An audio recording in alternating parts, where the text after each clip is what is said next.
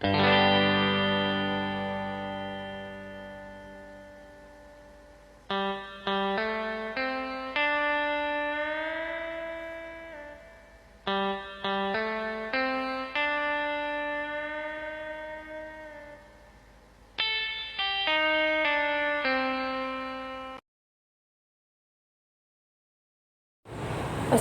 warahmatullahi wabarakatuh.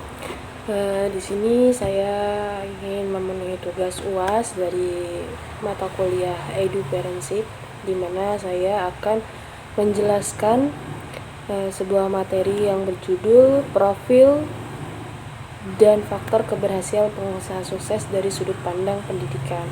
Nah, sebelumnya perkenalkan, nama saya Ning Ayu, NIM 20231410028, mahasiswa aktif semester 4 dari Program Studi Pendidikan Agama Islam, Institut Agama Islam Asidikiyah. Nah, selanjutnya di sini dari judul tadi tentang profil dan faktor keberhasilan pengusaha sukses dari sudut pandang pendidikan. Di sini dari kelompok kami memiliki dua rumusan masalah. Yang pertama, bagaimana profil pengusaha sukses dan dalam faktor pendidikan, dan yang kedua adalah apakah faktor keberhasilan pengusaha sukses dari sudut pandang pendidikan. Nah, langsung saja untuk pembahasan pertama adalah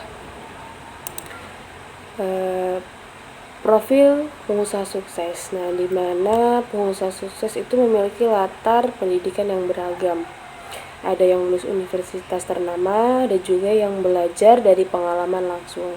Kuncinya adalah semangat belajar yang tinggi, bukan sekedar ijazah. Nah, di sini ada beberapa profil singkat pengusaha muda yang sukses dalam mendirikan usaha di sektor pendidikan, yaitu yang pertama ada Belva Devara. Pasti teman-teman tidak asing lagi dengan nama beliau, yaitu pendiri atau CEO dari Ruang Guru. Nah, nama panjangnya adalah Adamas Belvasyah Devara atau Belva Devara, merupakan seorang pengusaha dan aktivis sosial kelahiran Jakarta 30 Mei 1990. Belva lahir dari pasangan Tri Harsono dan Murni Hair Cahyani yang berprofesi sebagai pegawai negeri sipil. Nah, mungkin teman-teman ingin tahu nih tentang lengkap dari seorang atau beliau Mas Belva Devara ini, bisa langsung cek aja ke platform online yang pasti di sana langsung muncul tentang beliau, yaitu Belva Devara. Nah, beliau juga menempuh pendidikan sekolah dasar dari SD sampai SMA, lanjut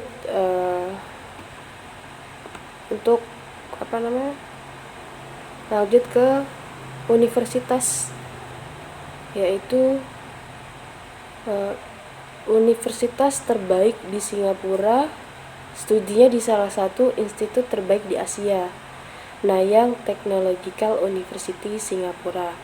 Tidak berhenti di situ saja, setelah menyelesaikan pendidikan S1-nya, Belva lagi-lagi berhasil mendapatkan beasiswa S2 dan mengambil 2 jurusan sekaligus, yaitu manajemen dan kebijakan publik di Herval dan Stanford. Nah, beliau ini merupakan CEO dari Ruang Guru, dan beliau juga mendapatkan kesempatan terdaftar sebagai mahasiswa tamu di Massachusetts Institute of Technology. Nah, bekal dan pengalaman yang sudah malang melintang dalam dunia pendidikan. Nah, beliau juga mendirikan Ruang Guru, didirikan pada tahun 2014 oleh Belva Devara dan rekannya Imam Usman. Ruang Guru berfokus untuk mengembangkan berbagai layanan pembelajaran berbasis teknologi seperti layanan kelas virtual, platform ujian online, video pembelajaran berlangganan, les privat, dan konten pendidikan lainnya yang dapat dilihat melalui website atau aplikasi Ruang Guru. Nah, pasti di sini rekan-rekan sudah tidak asing lagi dengan aplikasi Ruang Guru.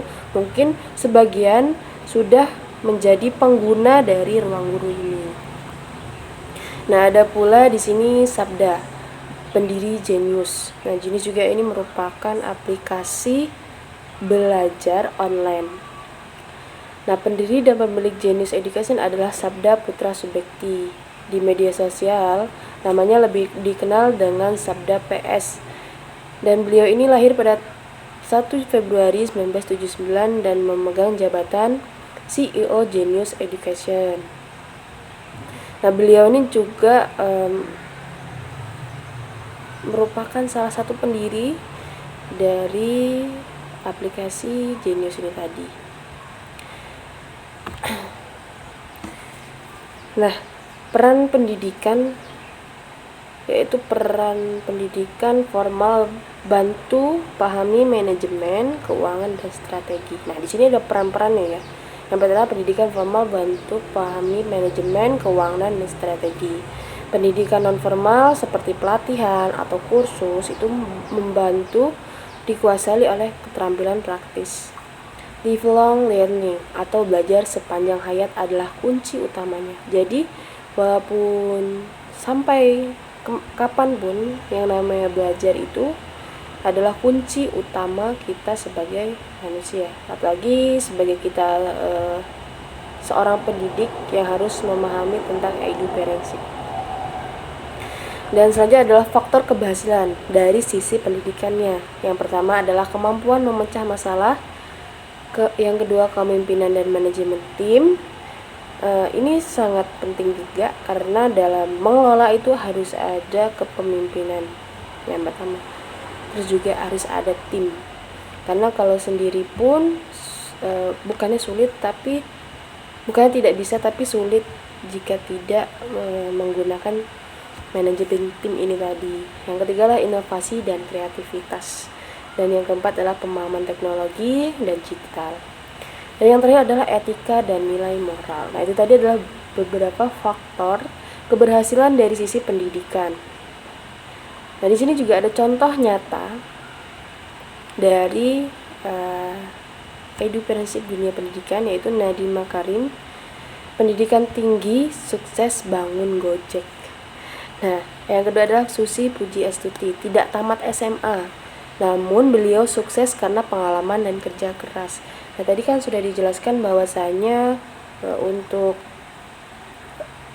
sukses itu tidak terlihat dari sudut pandang di mana dia kuliahnya, di mana dia berpendidikannya. Tapi ada juga seseorang yang sukses karena lulusan universitas ternama, dan ada juga orang yang sukses hanya karena belajar dari pengalaman langsung. Nah, itu tadi contoh nyatanya yaitu Bapak Nadiem Makarim yang memiliki pendidikan tinggi dan sukses membangun Gojek. Dan dari Ibu Susi Pujiastuti, beliau tidak tamat SMA, namun beliau sukses karena pengalaman dan kerja kerasnya. Nah, dapat disimpulkan bahwasannya dalam penjelasan saya tadi tentang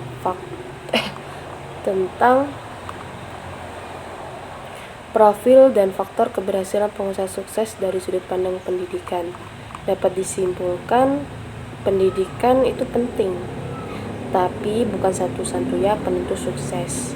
Yang paling penting adalah mau terus belajar, berani mencoba, dan pantang menyerah. Kita di sini sebagai orang yang awam, orang yang selalu ingin berproses, jangan takut untuk memulai, jangan takut untuk mencoba, karena kita tidak tahu ke depannya seperti apa.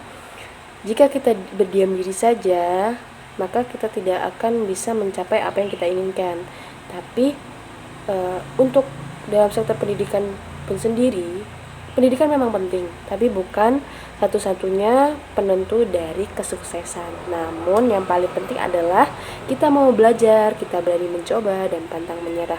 Gagal itu hanyalah sebuah halusinasi kita, di mana kita harus berusaha bangkit untuk menyelesaikan apa yang harus kita kembangkan ke depannya, apa yang harus kita capai ke depannya.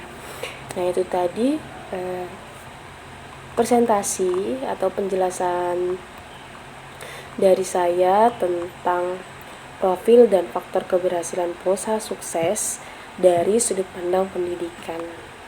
Mungkin rekan-rekan bisa nanti cari di Vodafone online, di mana nanti ada banyak di sana contoh nyata orang-orang yang sukses, mulai dari dunia pendidikan, mulai dari mereka pengalaman bekerjanya. Nah, itu tadi yang sempat saya jelaskan. Hanya segitu saja, mungkin kurang lebihnya saya mohon maaf. Apabila ada kesalahan dan kekeliruan dalam menyampaikan dalam sebuah kata-kata atau kosakata saya salah, saya mohon maaf. Semoga kita semua selalu menjadi orang yang selalu berusaha dan berani memulai. Terima kasih, sekian saya akhiri. Wassalamualaikum warahmatullahi wabarakatuh.